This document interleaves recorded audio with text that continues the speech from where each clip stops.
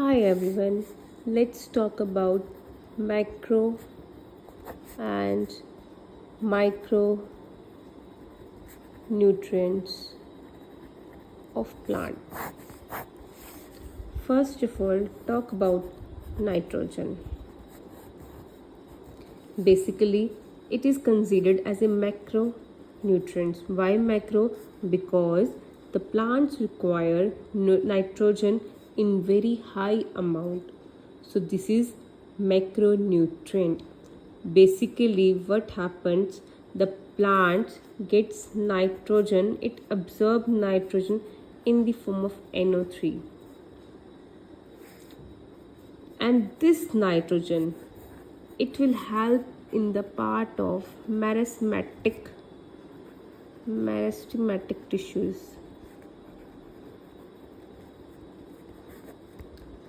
Basically this nitrogen is a component of protein, nucleic acid,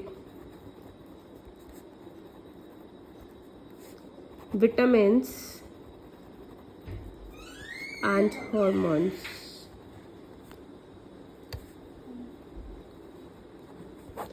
Next, talk about phosphorus.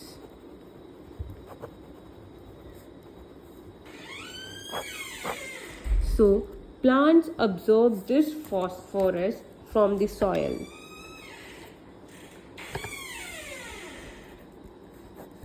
In the form of phosphate ion.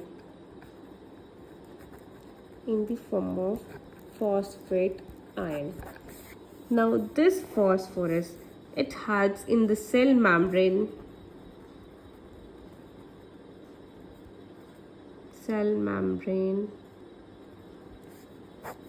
Also this phosphorus helps in the phosphorylation reactions. These are those reactions that occurs in the plants. Next, talk about potassium. So plants absorb potassium in the form of potassium ion. Now this is also required as a macronutrient in large amount.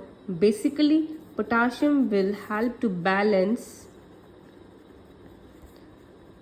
anionic and cationic reactions in the plant. This also helps in the opening of stomata. Now what is this stomata? We know stomata is a place where in the plants where the gases are exchanged, right? This also activate many enzymes in the plant. This also maintain turgidity of cell. What is turgidity means? It's a shrinkage of the cell. It also helps to maintain the turgidity of the cells. Next, talk about calcium.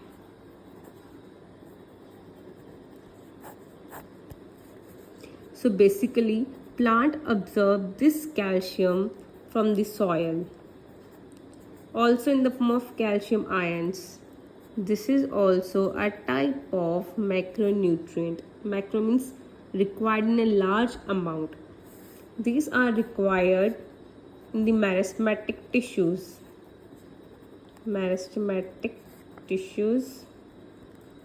And when there is a cell division, it also helps to build the cell wall, as it gives calcium pactate. It's also needed in the mitotic spindle. When the spindles are formed now, then the calcium is needed. Mitotic spindle. It stores in older leaves. The leaves which become old, their calcium is stored. It also helps in the normal functioning of the cell membrane.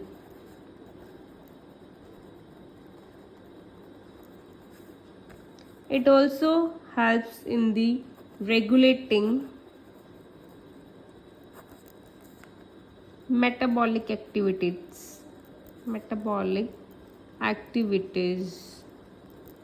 Next, talk about magnesium.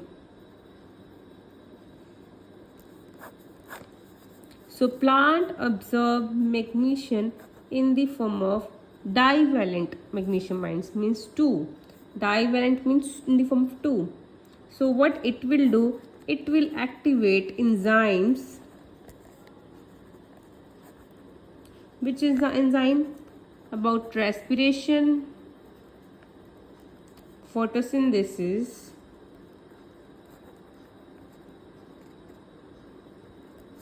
as magnesium also helps in the making of a ring of chlorophyll. What is chlorophyll? We know it's a green part of the leaf which helps in the photosynthesis. So its ring is made up of magnesium. It also helps to maintain ribosome structure. What is ribosome? It's a type of organelle which helps in the protein synthesis. So magnesium also maintains ribosomes structures. Next, talk about sulfur. It is present in 2 forms, that is cysteine and methionine. As it is a rich of vitamins, it provides vitamins to the plants. Next is about iron.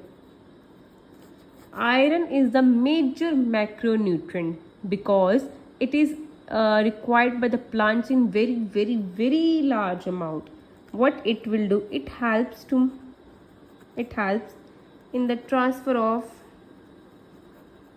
electrons. Which type of electrons? That is ferredoxin and cytochromes.